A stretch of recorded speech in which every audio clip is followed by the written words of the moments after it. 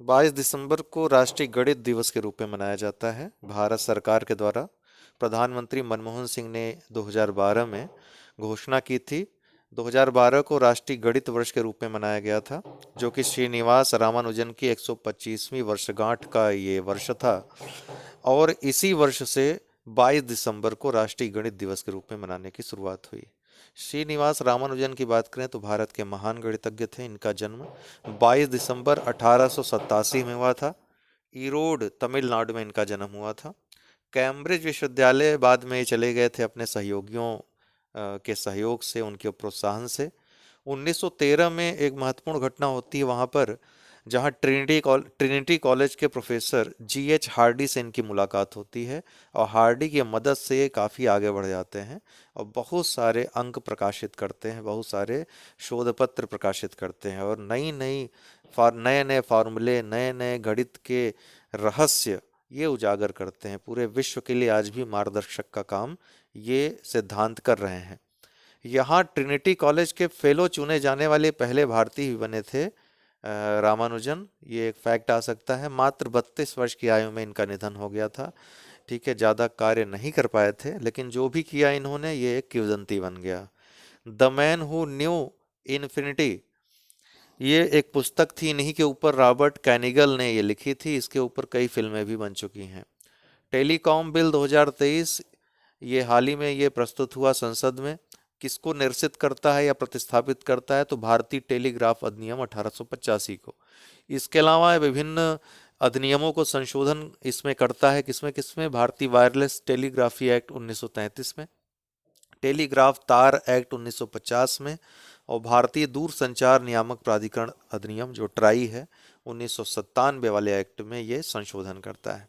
इस तरह से प्रश्न पूछ लेता है कि निरसित किसे करता है, संशोधन किसे करता है। Anti cold fixed drug combination, सर्दी रोधी निश्चित औषधि संयोजन जिसको कहते हैं, जिसमें एक ही दवा में, एक टैबलेट में कई तरह के संयोजनों का प्रयोग होता है।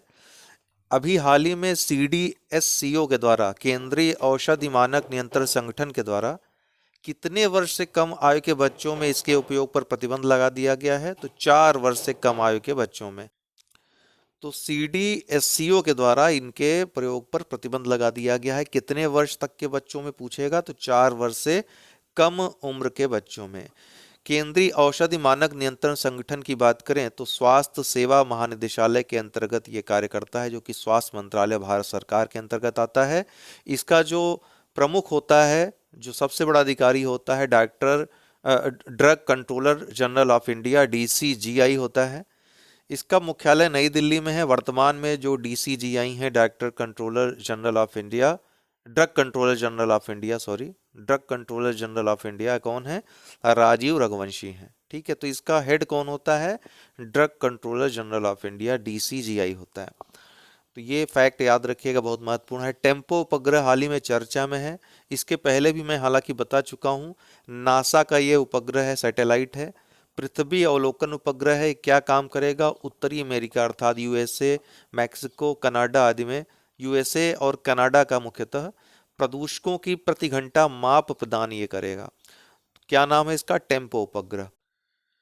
ऑपरेशन प्रॉस्पेरिटी गार्जियन अभी हाल ही में चर्चा में है। आपको पता है हौथी जो विद्रोही हैं, इन्होंने व्यापारिक जहाज़ों पर बहुत सारे हमले किए, अपहरण कर लिया। इजराइल और जब फिलिस्तीन का ये युद्ध शुरू हुआ, इजराइल गाजा पट्टी, हमास का, सॉरी, तो हमास के समर्थन में इन्होंने बहुत कार्रवाइयाँ की। अब इनके विरुद्ध जो है अमेरिका द्वारा UK के सहयोग से व्यापारिक जहाज़ों पर हौथी हमलों के विरुद्ध लाल सागर में चलाया जा रहा नौसैन्य कार्यवाही या ऑपरेशन, इसका नाम है ऑपरेशन प्रॉस्पेरिटी गार्जियन। संयुक्त टास्क फोर्स 153, संयुक्त टास्क फोर्स आपको पता होगा 2022 में इसका गठन हुआ था लाल सागर में, सुरक्षित आवागमन के लिए व्यापारिक जहाज़ों, क्योंकि मैक्सिमम व्यापार यहाँ से होता है यूरोपीय देशों, अमेरिका आदि का। तो इसकी सुरक्षा के लिए, सुरक्षा सुनिश्चित करने के लिए संयुक्त टास्क फोर्स का गठन हुआ था। कब? 2022 में। इसी की एक इकाई 153 ये कार्रवाई कर रही है, operation prosperity guardian. Gelephu smart city project ये किससे संबंधित है? तो भूटान से संबंधित है। भूटान किंग जिग्मे खेसर नामग्याल वांगचुक द्वारा इसका अनावरण किया गया। भारतीय सीमा के पास ये महानगर स्थापित किया जा रहा है। आपको बता दें कि इसके बाद भारत के लिए बहुत विशेष महत्व का है, क्योंकि भारत को भूटान से जोड़ते हुए दक्षिण एशिया और दक्षिण पूर्व एशिया के देशों से ये जोड़ेगा, कनेक्टिविटी प्रदान करेगा। भूटान की बात करें तो चीन व भारत की सीमा से लगा हुआ भू आबद्ध देश है, हिमालय की तलहटी में स्थित है, हिमालय पर्वत से घिरा हुआ है। इसको ड्रूक यूल या थंडर ड्रैगन की भूमि भी कहा जाता है भूटान को। जीके के लिए महत्वपूर्ण फैक्ट है, गंगखार पुएनसम ये यहाँ की सर्वोच्च चोटी है भूटान की। भारत के कौन कौन से राज्य भूटान के साथ सीमा साझा करते हैं, तो अरुण अपसी से याद रखिएगा, अरुणाचल प्रदेश, असम, पश्चिम बंगाल और सिक्किम, अरुण अपसी, इस तरीके से आप याद रख सकते हैं।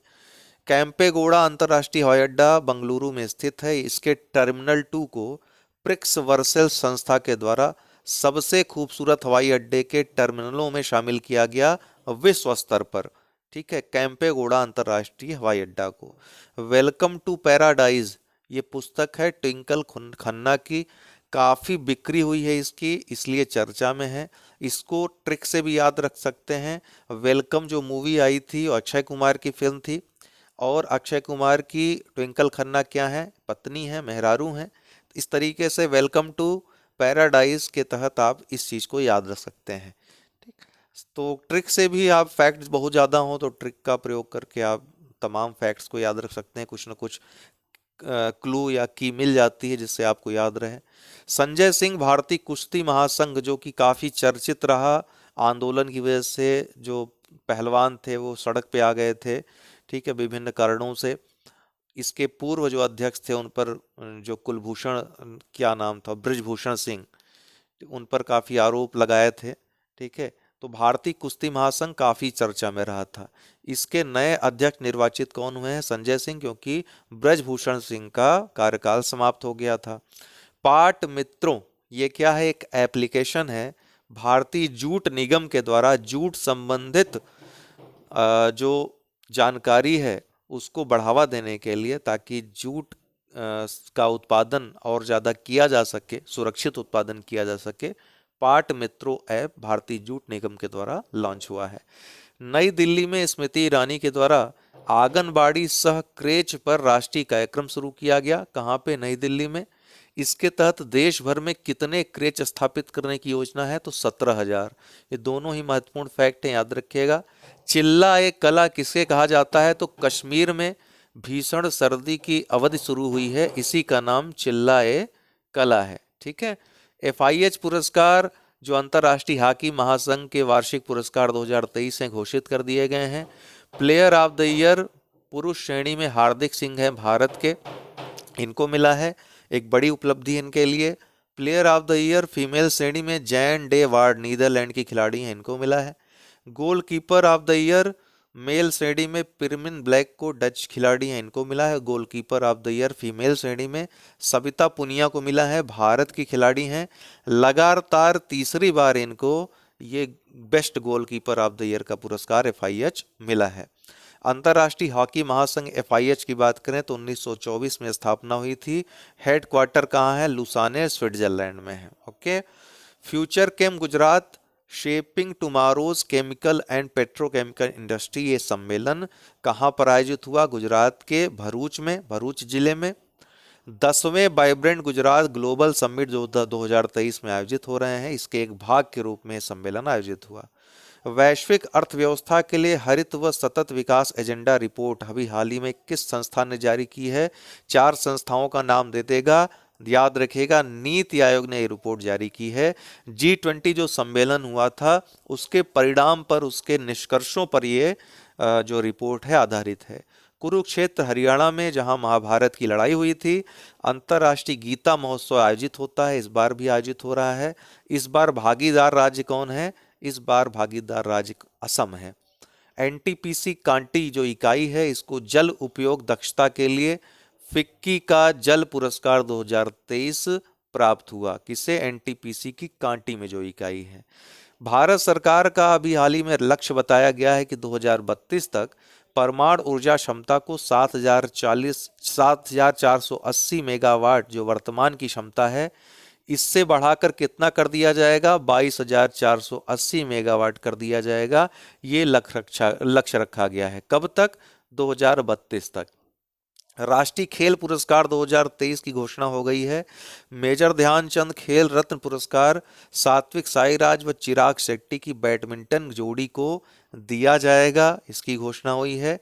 इसके साथ ही 26 खिलाड़ियों को अर्जुन अवार्ड प्रदान किए जाएंगे।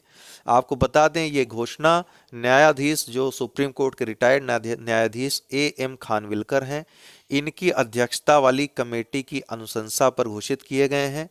यह 12 सदस्यीय कुल समिति थी। इनको अर्थात लेकर एक अध्यक्ष और 11 सदस्य इसमें सम्मिलित थे।